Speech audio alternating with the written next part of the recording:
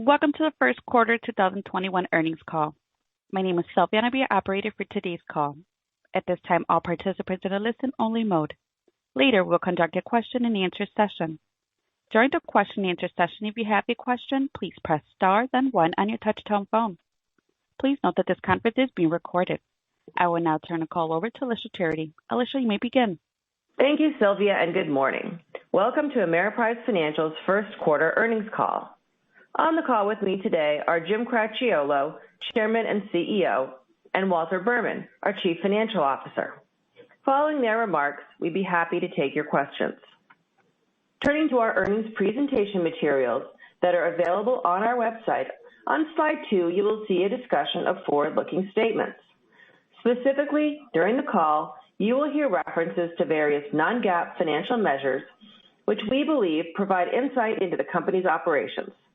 Reconciliation of non-GAAP numbers to their respective GAAP numbers can be found in today's materials and on our website at www.ir.ameriprise.com. Some statements that we make on this call may be forward-looking, reflecting management's expectations about future events and overall operating plans and performance. These forward-looking statements speak only as of today's date and involve a number of risks and uncertainties. A sample list of factors and risks that could cause actual results to be materially different from forward-looking statements can be found in our first quarter 2021 earnings release, our 2020 annual report to shareholders, our 2020 10-K report. We make no obligation to publicly update or revise these forward-looking statements. On slide 3, you see our GAAP financial results at the top of the page for the first quarter.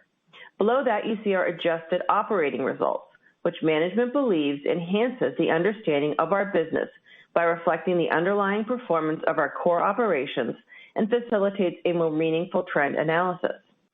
Many of the comments that management makes on the call today will focus on adjusted operating results. And with that, I'll turn it over to Jim. Good morning. Thanks for joining our first quarter earnings call. As you saw in yesterday's release, Ameriprise is off to a strong start in 2021. We're continuing the positive momentum from the past several quarters, as you can see in our first quarter metrics and financial results. Regarding the environment, equity markets continue to rally in the first quarter as vaccinations increased and activity accelerated with the U.S. beginning to open back up. The economy is gaining strength with the further fiscal stimulus as well as better employment data. With this backdrop, key for us is that we remain focused on serving our clients. Engagement is high, activity is strong, and we're bringing in record client flows across the business. We ended the quarter with assets under management and administration up 36% to $1.14 trillion, a new high. In addition, we recently announced the strategic acquisition of the BMO EMEA asset management business.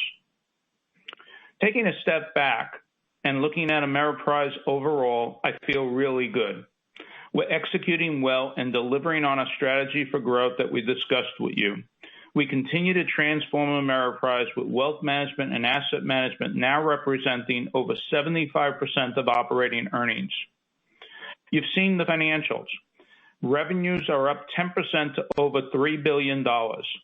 Earnings per share also increased nicely in the quarter, up 27%, ex the NOL benefit a year ago, even with low short-term interest rates this year versus last year's quarter.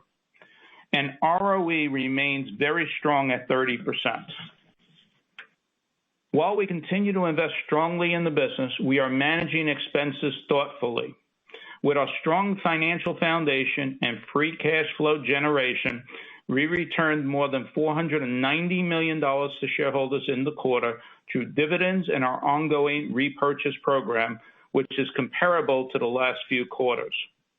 Yesterday, we announced another 9% increase in our quarterly dividend, our 17th increase since becoming public 16 years ago.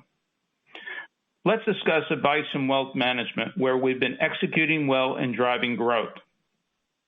We're benefiting from the strategic investments we've been making to deliver a differentiated client-advisor experience built on advice. We've been on a multi-year journey to take our client experience to the next level. A big part of that is the training and support we provide advisors and ensuring that the new digital tools and capabilities are fully integrated within their technology ecosystem. One of our more significant investments, our CRM platform, is increasingly serving as the hub for advisors, allowing them to collaborate with clients while driving efficiencies. And we've seen good uptake as advisors integrate these capabilities into their practices. This strong engagement is helping to drive good client activity, excellent flows, and new client acquisition as we continue to build on our momentum from last year. Our total client net flows were strong at $9.3 billion in the quarter, with total client assets up 36% to $762 billion. Our investment advisory business continues to grow nicely. In the quarter, wrap net inflows were more than $10 billion, up 55% over last year. This is another record for us and reinforces our excellent client advisor engagement and focus on organic growth. Transactional activity continued gaining strength in the first quarter, picking up 12% over last year, with good volume across a range of product solutions. Even with clients putting more of their cash back to work, client cash balances remain elevated at more than $40 billion. And advisor productivity was strong, up 8%, adjusting for interest rates. And we're bringing on new advisors. Our virtual recruiting program is driving good results, with 93 advisors joining us in the quarter. Advisors recognize what we have to offer in terms of our culture, technology, and high level of support. And as more states reopen their businesses and economies, we're looking forward to connecting with more advisors in person as we move through the balance of the year. We also continue to build out the Ameriprise Bank, where total assets grew to $8.8 billion in the quarter. As we discussed, we plan to move additional deposits to the bank over the course of this year. Pledge and margin loan volumes increased nicely in the quarter as our advisors engaged with their clients with our lending solutions from a liquidity perspective.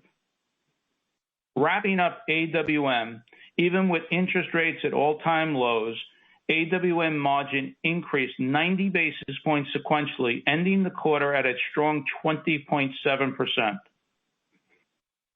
Turning to our retirement and protection solutions business, we're off to a good start and continue to adapt to the low interest rate environment.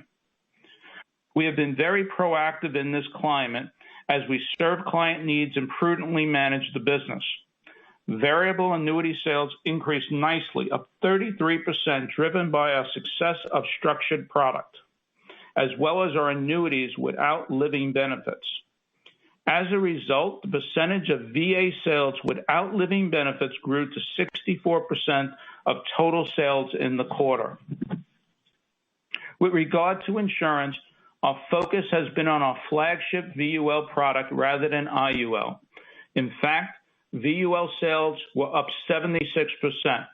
We're focused on making sure we have the right product for this rate environment while maintaining strong underwriting. Overall, I feel good about how the retirement protection solutions business is performing in this challenging environment.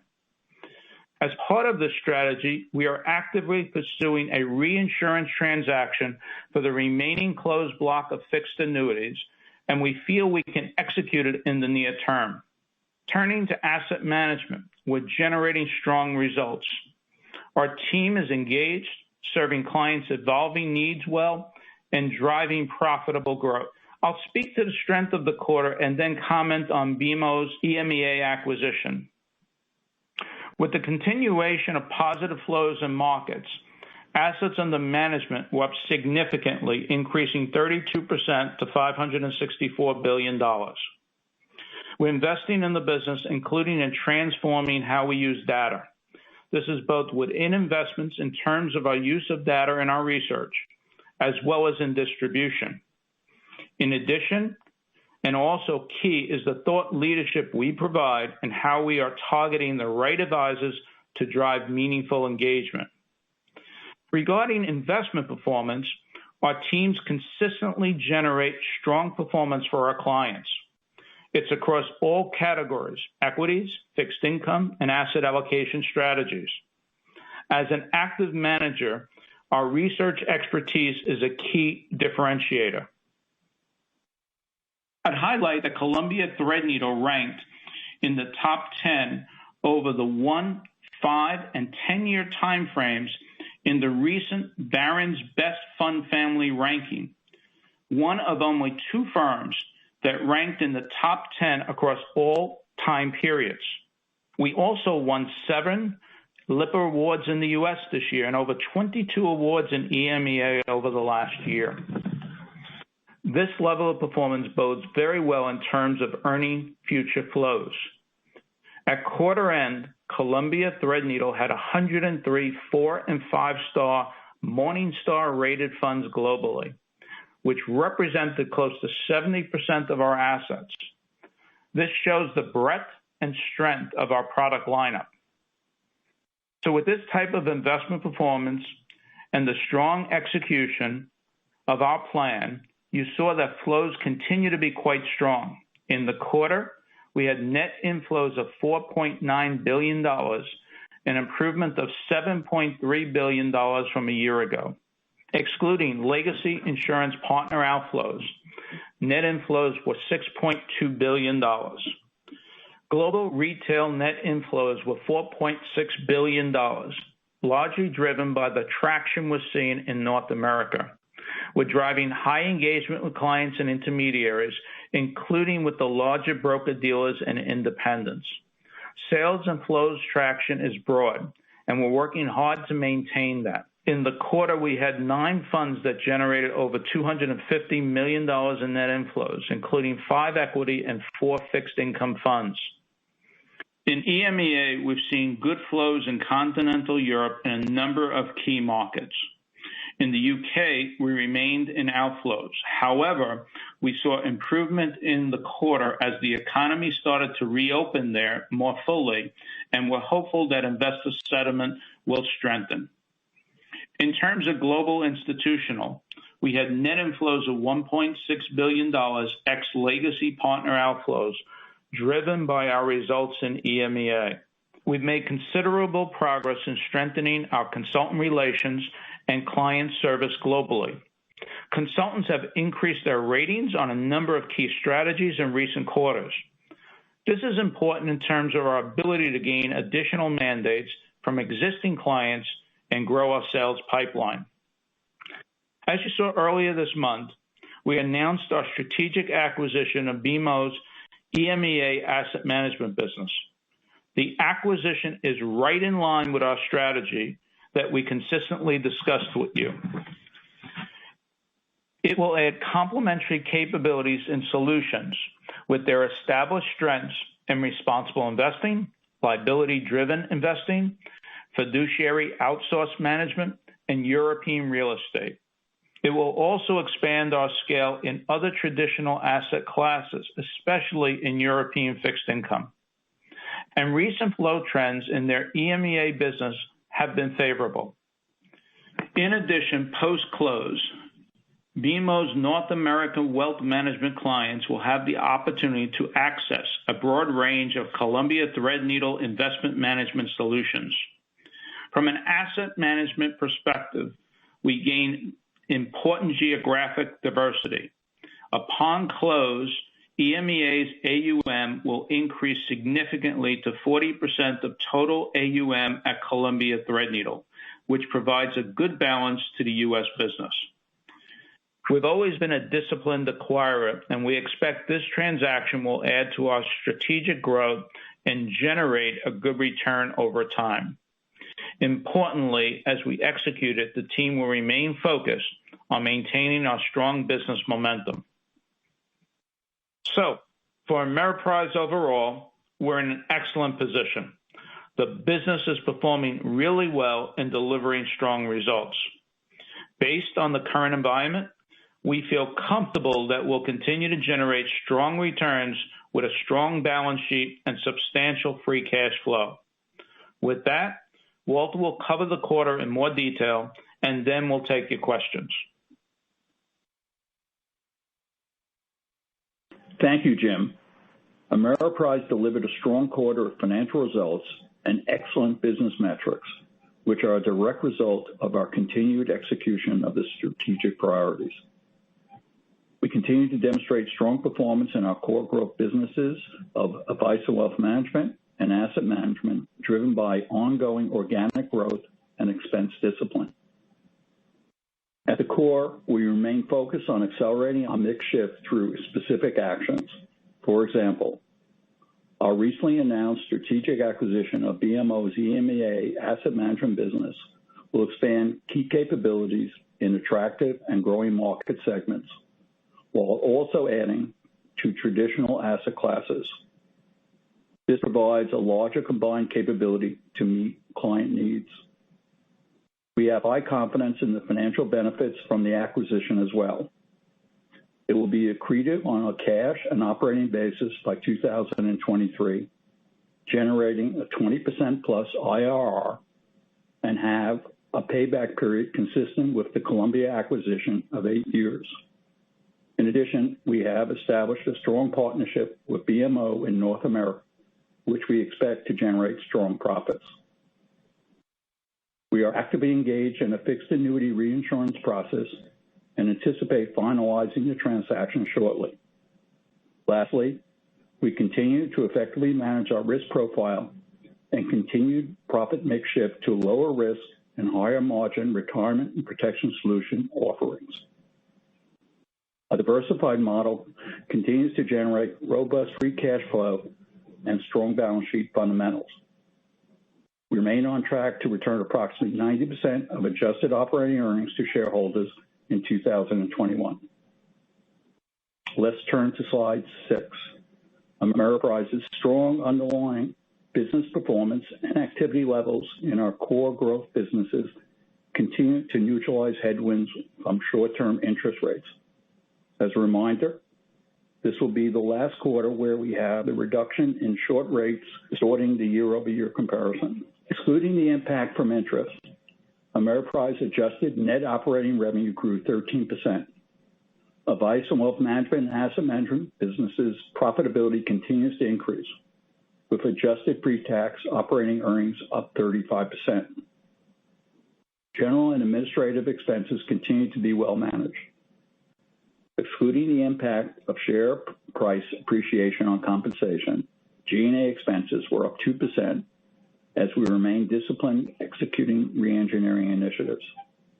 In total, we delivered excellent underlying EPS growth of 27%, excluding the net operating loss tax benefit and very strong margins in the quarter. Turning to slide 7.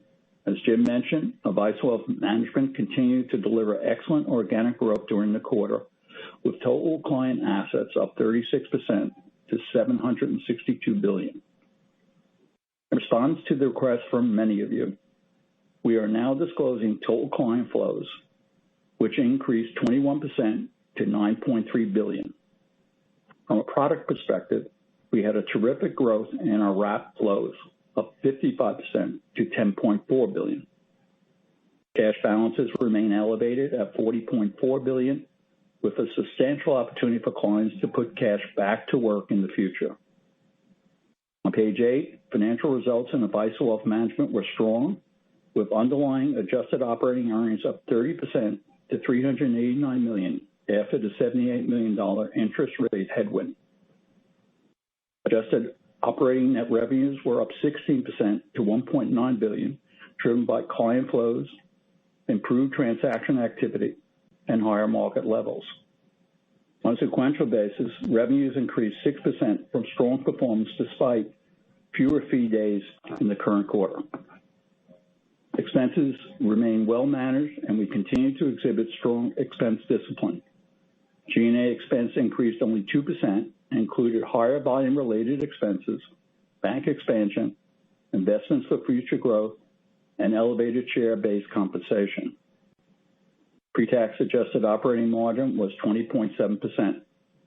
Adjusting for interest rates, the margin would have been 215 basis points higher.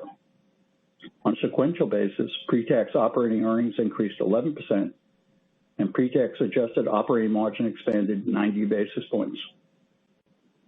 Turning to page 9. The significant growth in asset management was due to our investment engine that is driving revenue growth through consistent investment performance and compelling thought leadership, leading to increased client engagement. Net inflows in the quarter was $6.2 billion, excluding legacy insurance partners, an $8 billion improvement from a year ago. Adjusted operating revenues increased 21% to $828 million, reflecting cumulative benefit of inflows, favorable mix shift toward equity strategies, and market appreciation. The prior year quarter included an unfavorable impact from a performance fee adjustment. General administrative expenses grew 12% from higher compensation expense related to strong performance, Ameriprise share appreciation, as well as the costs associated with increased activity levels. Adjusted for compensation-related expense, G&A increased a more moderate 5%. Putting this together, pre-tax adjusted operating earnings grew 45% with a 43.9% margin. We continue to be very encouraged by the continuation of positive flow trends and strong profitability. Let's turn to page 10. Retirement Protection Solutions continue to perform in line with expectation in this market and rate environment. While we have a strong book of business from a risk perspective, we continue to execute our strategy to improve it further. In the quarter, 64% of retirement product sales did not have living benefit guarantees. This sales shift is already having an impact on our in-force block, with the account value of living benefit riders down from 65% to 63%. In protection, sales were flat, as we continue to see a meaningful increase in higher margin VUL and a significant decline in index universal life. These mix shifts are expected to continue going forward. Financial results continue to be in line with expectations. Pre-tax adjusted operating earnings increased 10% to $183 million. We had a steep drop-off in claims following January's high level, and we were approaching pre-COVID levels of claims by the end of March. This business is very well managed. Net amount at risk remains among the lowest in the industry, and our hedging remains very effective. Let's turn to page 11. In total, the corporate and other segment had a $21 million loss in the quarter, which was a $29 million improvement from the prior year. Excluding closed blocks, the loss in the corporate segment was $63 million, which included a $15 million investment gain, largely offset by $11 million of higher share-based compensation expense.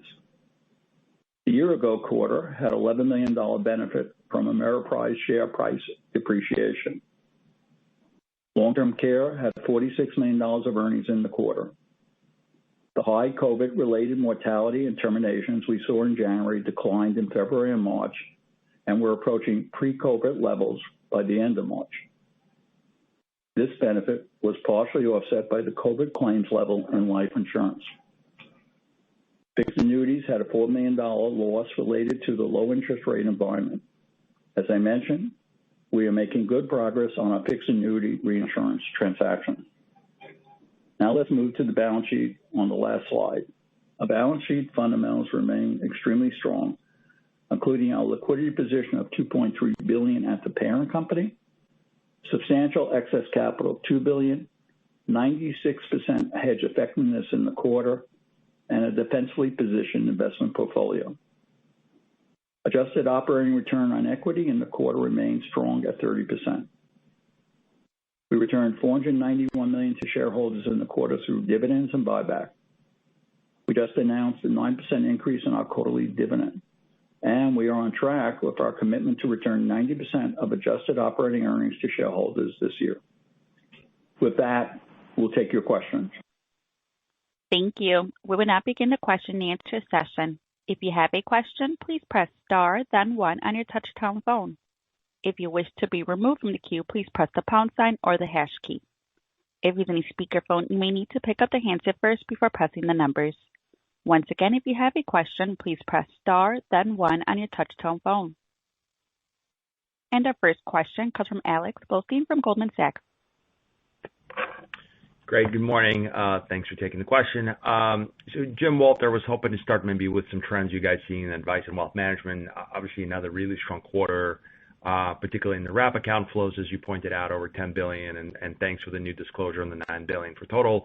I guess the first question is there, just kind of around sustainability, particularly in the wrap flows, and maybe we can tackle it from a perspective of kind of giving us a breakdown of how much of this is coming from existing clients sort of re-engaging, given the fact that market backdrop is better, versus new assets coming from either recruiting or same-store sales. So, Alex, this is Jim. Good morning. So I think we're seeing good growth coming from all of the areas you've mentioned. We see a good additional flow coming from current clients as we're deepening through the advice relationship that we've been really having our advisors really engage with clients on in the deepening. But we also see good new organic growth from client acquisition coming in as well from our advisors. And as a complement from recruits that we've added over the last year, you know, as they transfer their book, they're bringing over some of the clients. But I would say it's a lot coming from the organic growth from our core base, both for new clients that our advisors are bringing in, as well as current clients where they're deepening the relationship and bringing in more of those flows as well. Got it. That's great to hear. Shifting gears, maybe we can touch on the BMO acquisition. I was hoping to get a little more details on that property. So it sounds like the flows there are positive. Maybe you can talk to sort of the sources of growth and kind of what products are driving flows in that asset. And I guess more importantly, are you thinking about any risks from attrition as we can typically see in an asset management acquisition? And then from a financial perspective, I guess, Walter, that one's for you. I think I heard you say accretion to operating earnings by 2023. I think you guys are paying for this with cash, so I guess why is the deal not immediately accretive? And I guess within the same lines, maybe kind of help us with a jumping off point for revenues and pre-tax income, you know, pre and post synergies for that asset. I know a bunch of things in there, but, you know, strategic and financial highlights would be helpful. Okay. So what I can say really is that we know right now that the EMEA BMO area is in inflows for the last number of months through the first quarter. They're seeing it in some of their core programs and initiatives. The ones that we sort of laid out to you are the strategic capabilities that we think that will really enhance and strengthen our areas to really get a more formal presence on the continent there, but also that we could leverage globally. We feel like as we go through this transaction, since we're not really what I would call meshing together both investment process or distribution capabilities in some of those areas, they're more of an add-on to us, that we shouldn't suffer, as you mentioned, a bit more of attrition going through that process. We feel very comfortable that we're adding their people, we're adding their capabilities, and what we're spending more time integrating will be more of the back and middle offices, adding our capabilities, which are much more state-of-the-art, much more current in what we can provide them technology-wise and support-wise. And so we feel like it could be a win-win. We always factor in when we do a transaction, there is always some breakage. You can't really determine how much it is, but we always factor in that in thinking about a deal. But we're hoping that that would be one that will not be significant based on what we're looking to do here, which is very different than merging and integrating front offices and people from that standpoint. We like their capabilities. We think that those capabilities with our added distribution globally can actually enhance their flow picture as well. But we didn't count on the revenue flows when we did the deal to make it like a make or break. We really look at this from having the cost synergies from the back and middle office, plus what they think they can grow, plus what we can add, and then we complement that with our distribution as a plus. And so we feel like this is really good strategic, is exactly what we were looking for. As a complement, it is one that we can easily handle through the excess cash and balance sheet that we have, and it doesn't take away from the organic growth that we want our people to continue to focus on in the asset management business. Yeah, so Alex, it's Walter. So obviously the BMO is generating EBITDA, but again, it's a division of a large corporation, so commenting on that number would be a little problematic. We certainly have done our analysis of it, but the big reason, obviously, for the accretion in 23 is the substantial amount of one-time expense that we will be absorbing between now and that time frame. We feel very comfortable, and that's why we gave you the bookends as relates to the IRR on it and certainly the elements of payback. So we are working through right now, and certainly we'll keep you abreast as we go through this and get additional information as we Gotcha. We feel good about the fundamentals of it. And as we find with a typical kind of M&A transaction, are these integration charges going to be backed out of your operating reported results, or are you guys going to leave those in as you think about 22? No, as we normally do, Alex, we will back them out like most firms do. Yeah, makes sense. All right. Thanks very much, guys. You're welcome. Our next question comes from Suneet Kamath from Citi. Thanks. Good morning. I wanted to start with asset management and the very strong margin that you guys reported in the quarter, the 43.9, well above your 34 to 39% target.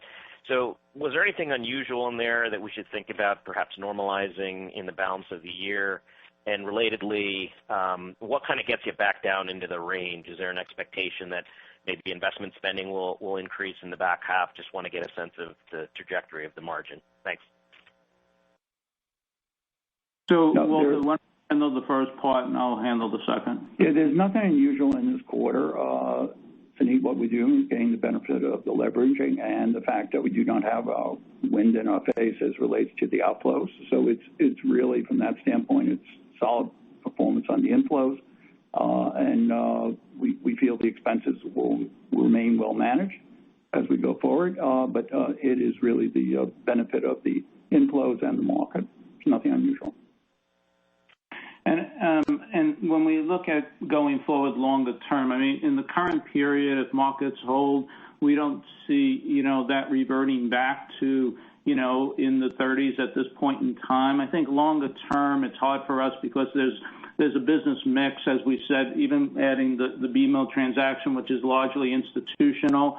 There'll be some differences there just on fee, not that they have good fees, but on a relative compared to our retail side.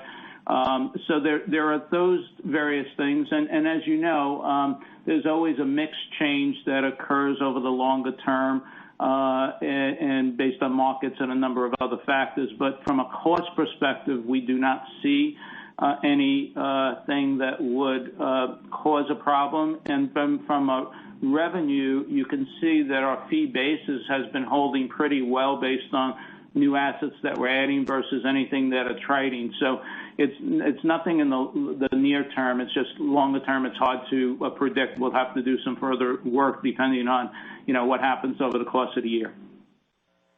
Got it. And then on the retail flows, can you give us a sense of how much of that activity is coming from A&WM versus the third-party channels?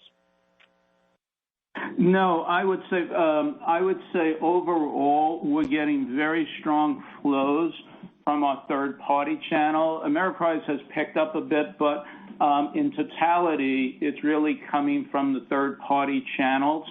And so I would say we feel really good. We've actually grown our share in 7 of the 8 top distributors in the U.S. We're getting it from a number of different disciplines, the broker-dealers, the independents, RIAs, et cetera. So we feel very good, and we have a broader lineup that is actually selling pretty well. This is actually a time when even fixed income kicked in for us where we were more equity. Now we're a combination of getting good equity and fixed income has picked up as well. So we really feel good about the broadening there. Got it. And then just the last one for me, if I could, just on M&A more broadly, obviously the BMO transaction is what you're focused on, but anything that you guys are still needing to or desiring to have from an M&A perspective, or do you pretty much have what you need post-BMO in-house?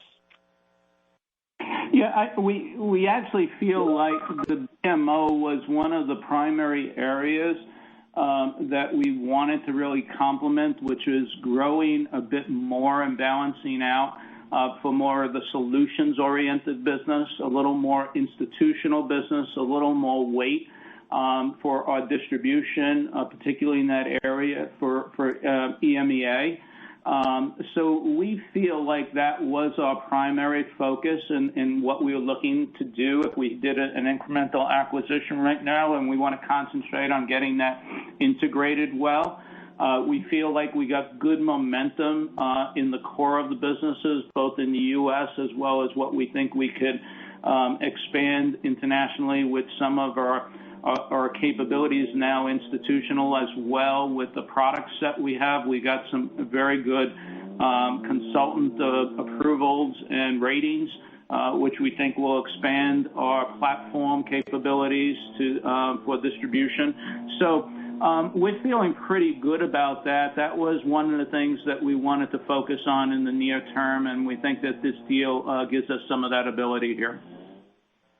Got it. Thanks, Jim. Our next question comes from Brennan Hawken from UBS. Good morning. Thank you for taking my questions. And thanks actually for the total client flow disclosure, the net new assets across the wealth management business. Certainly that helps to show the strength of the business. Was curious if it's possible to get a longer historical time series for that data. And maybe, for right now, how indicative is the roughly 5% total organic growth rate that is reflected in the 3 quarters that you disclosed? Like, how does that compare over time to the sort of organic growth rate implied by the total client flows over a period of a few years? Yeah, so I think I'll have Walter respond a little. What I can say is that, and we've always sort of mentioned, we feel like the numbers, and I think Walter's team is trying to reconcile going back based on the definitions being utilized, which is, I think, the ones being utilized in the industry a little more today. Our client flows, we think, are pretty close to sort of a wrap flows. There may have been a period just after the sort of the discussion on the DOL, et cetera, where there was more of a shift from some brokerage activity to the wrap, that we saw some blips in some of those initial quarters. But I think if you go back over the last number of quarters, you probably see more of a client flow close to, again, the wrap flows. There may be some, timing issues quarter to quarter, et cetera, but I think that's along the lines, Walter, but you know more.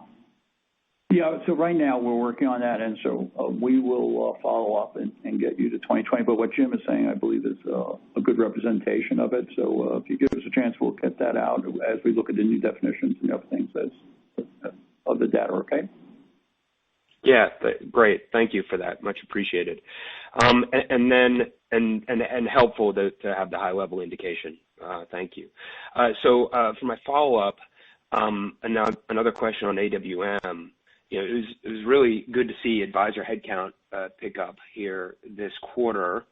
So why not get a little bit more aggressive on the recruiting front, or bolt-on M&A to try to grow that headcount more rapidly?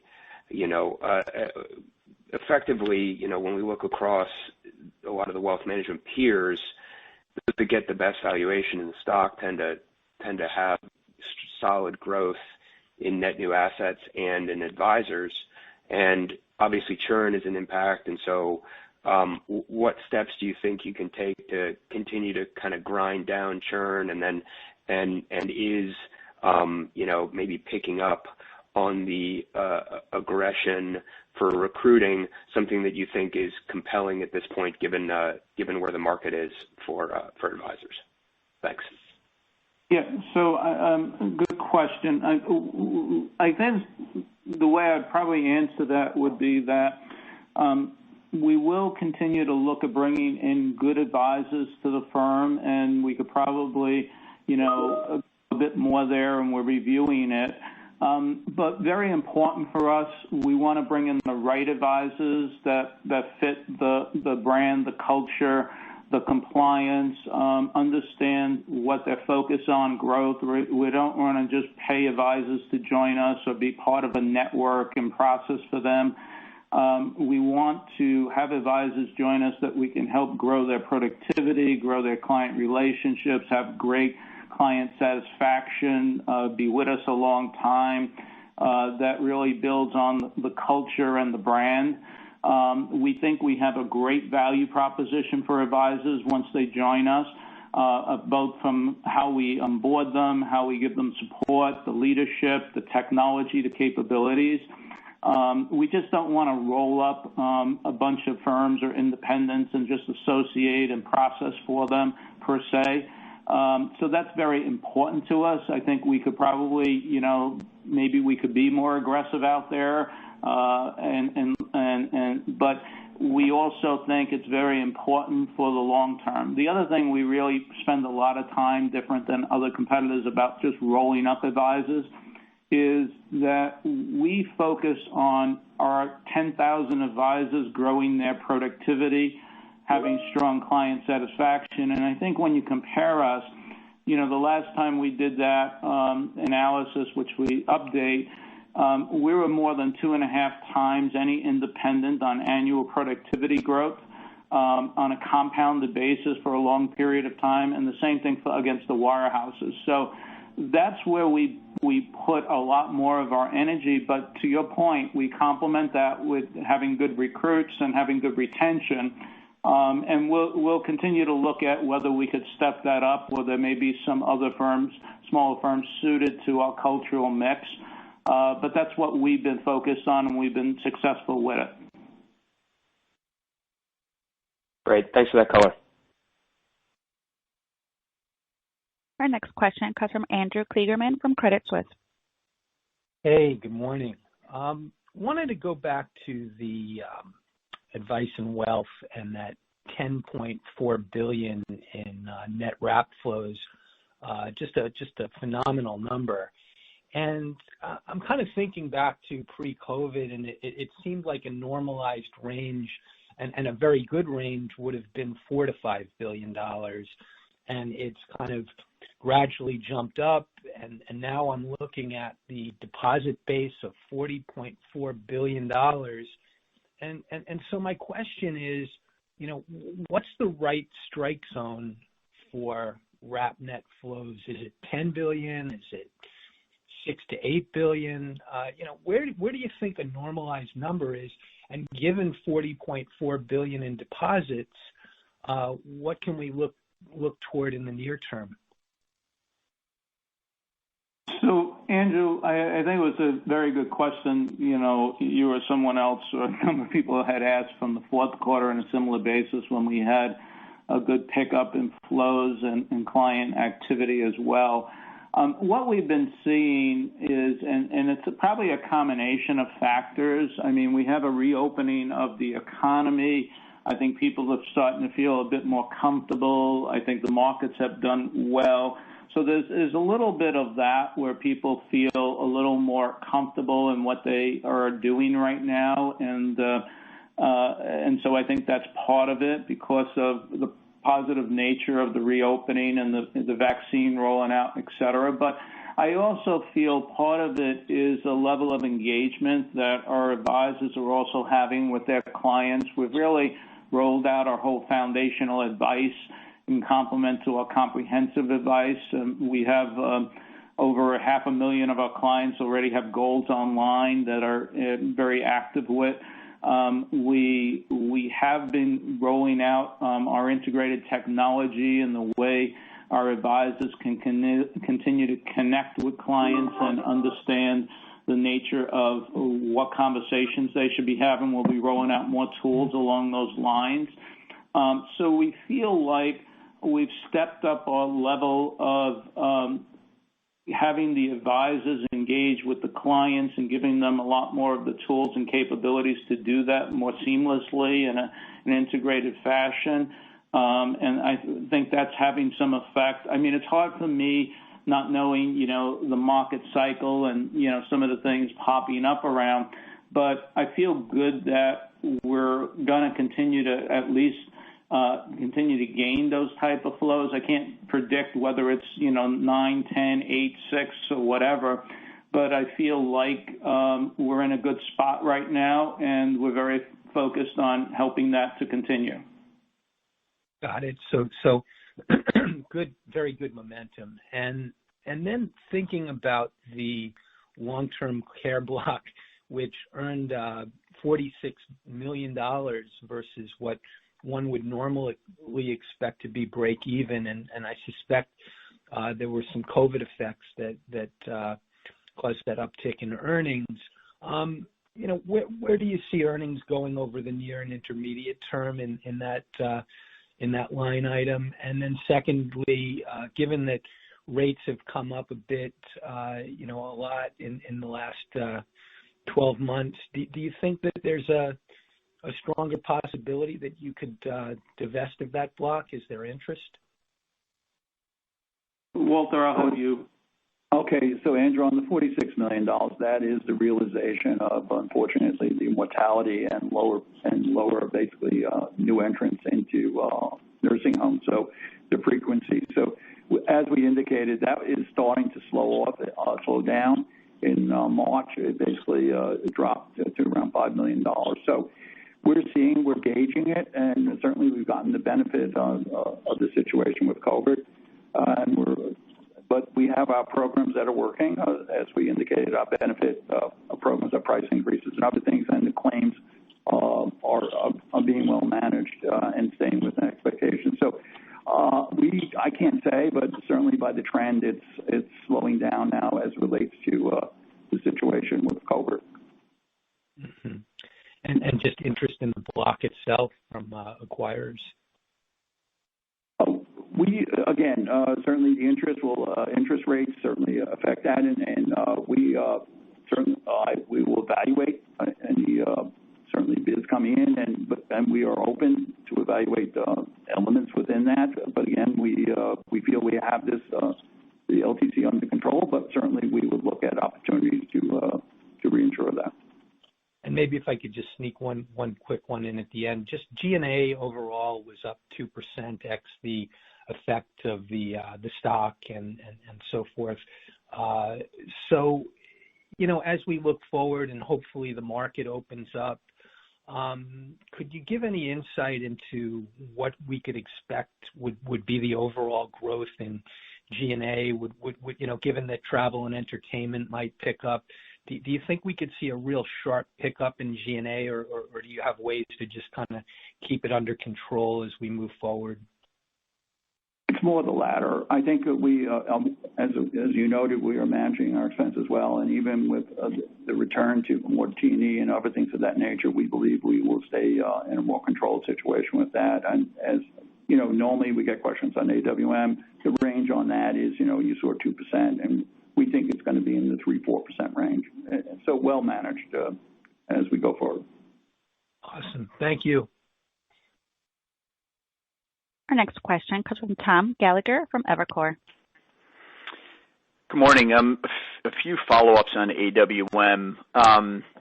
Appreciate that new disclosure on total enterprise flows as well. I guess if we split those two businesses, Walter, how did the revenue yields and margins compare between wrap and non-wrap businesses for you? Because clearly your flows are being driven by wrap.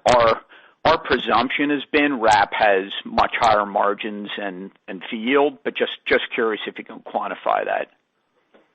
Well, listen, we had very strong transactional activity in this quarter, so obviously that drove a good profitability for us. And as we look at it, the margins and the profitability of these programs, they are both very good. There's timing, as you know, in wrap, you get your fee as it relates to it. On the transactional, you'll take it up front or spread it over backloaded. So the profitabilities of these are certainly, from AWM standpoint, extremely good. And distinguishing between them, they're just different, and they fit into the Confident Retirement approach that we take. So they're necessary for our clients, but they all generate good, acceptable returns to us. And Walter, just to follow up on that, so from your perspective, there's not meaningfully better margins if you, I guess, normalize them, spread them out over the life of the business between wrap and non-wrap. Would that be a fair characterization, or are they just different? They're different, and they both generate good returns for us. They really do. Seriously, okay. They are different, and different characterizations meet different needs, but and timing and profitability. But they both really do generate acceptable and good returns. Okay, and then just a question on the weighted average gross fee yield for the cash type deposits you break out. Last quarter it was 69 basis points. This quarter it was 65. The rate of change is clearly slowing. Given what interest rates have done recently, do you think we're near a bottom? You know, assuming their clients continue to maintain these high balances in these accounts, do you think we're closer to a bottom or levelizing, or do you think we might still see a little downward pressure on the margins? I don't see downward pressure on the margins. I do see, obviously, we're evaluating from our standpoint investment opportunities that we have for that product, and certainly looking now at duration versus credit. But I would say it certainly has slowed, as you noted, but I can't say whether it's bottom. But it's certainly slowed, and we're evaluating now, looking at both the asset side of it, and then we'll see what happens on the short end. Okay, thanks. And then one final one, just the fixed annuity transaction. I think the expectation was it would garner approximately $700 million, I believe. Interest rates have changed meaningfully, though. I don't know whether that would meaningfully impact your execution price on that or not. And then also, just to confirm, are you guys really at this point just focused on an isolated fixed annuity deal, or have you considered broadening out, whether that's, to Andrew's question, long-term care or variable annuities or life insurance, or at this point it's really just fixed annuities? Well, right now we're focused on fixed annuities. As Jim and I have indicated, we are working on that to bring that to closure. And yes, interest rates do affect it, but the range that you're talking about should be certainly achieved from that standpoint. And as I indicated to Andrew, we do get constant requests for evaluation of different offers, and we evaluate them. But right now we're focusing on the fixed annuity. Okay, thanks. Our next question comes from Ryan Krueger from KBW. Hi, thanks. Good morning. On the transactional activity in AWM, can you give us any sense of if it's remained elevated as you have gone through April? Yes, I believe it is continuing. Again, this is preliminary information coming in, but yes, we're seeing still continuing trends.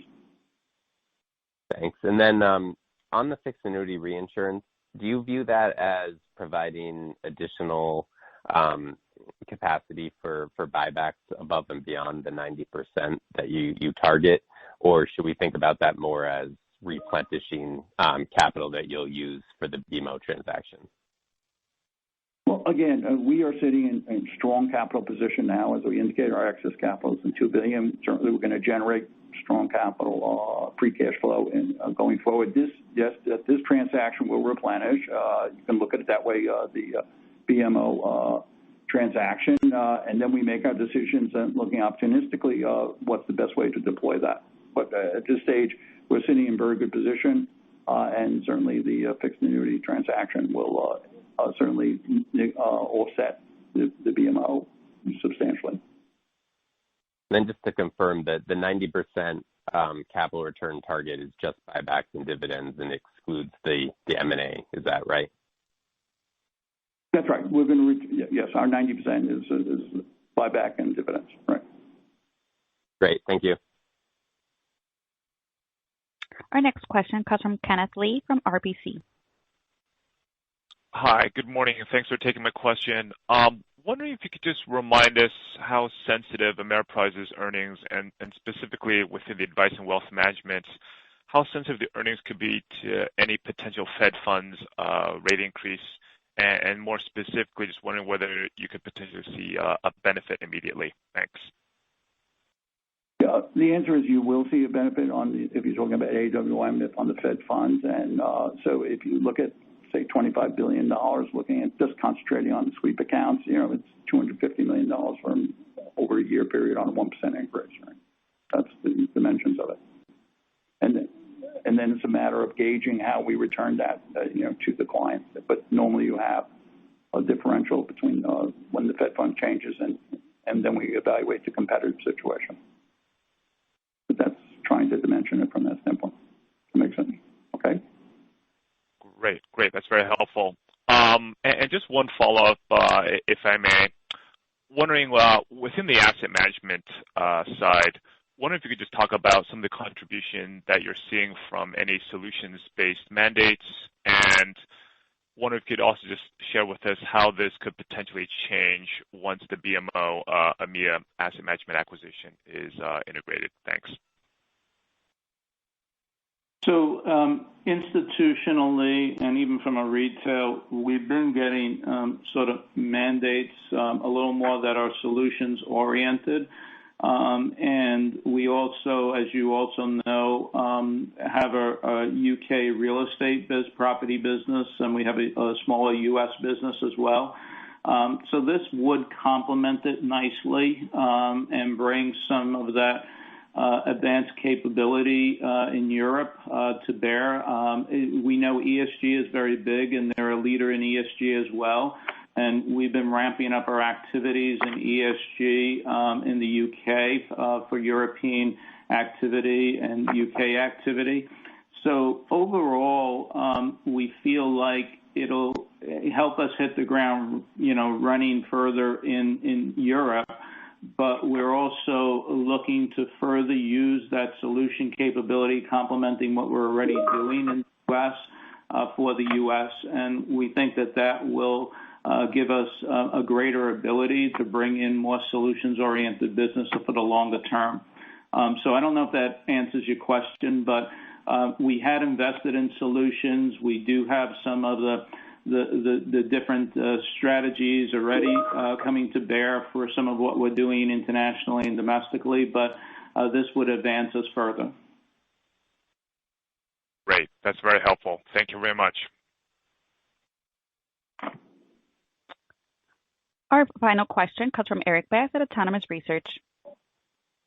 Hi, thank you. Just hoping you could provide some more color on the potential opportunity from the BMO wealth management relationship in the U.S. and how meaningful could this be in terms of incremental flows or AUM? Yeah, so in the U.S., we're looking to first provide our platform capabilities to BMO Wealth Management, but in addition, we'll be looking to convert some of their activities over to us on the retail side for us to actually manage those activities for them. and we're working with BMO now. We've crafted a relationship and a arrangement on that. We're not purchasing the U.S. business, but we're working on sort of an agreement, revenue type agreement, as well as a distribution agreement to pick up a level of their activities there. I don't have more detailed information right now, Walter. I don't know if you have it. No, not at this moment. No, I think we are just working from that standpoint to transfer clients over, and we're discussing with them to, just as Jim has indicated. And anything we've talked about before as related to the financials, that does not include that aspect of it. Got it. So this would all be potential upside in terms of kind of revenue synergies, as well as obviously you don't have the assets, so there's no attrition. It would all be wins that would kind of be incremental flows in the U.S. to the extent they emerge. Yes. Yeah. Perfect. And do you have a sense of what their total AUM is in the U.S. kind of asset management business that could be up for grabs? We know the amount, but we just don't know what's going to transfer over, so I'd rather not say at this time. If they're working on that right now. Got it. Okay. Thank you. No further questions at this time. Thank you, ladies and gentlemen. This concludes today's conference. Thank you for participating. You may now disconnect.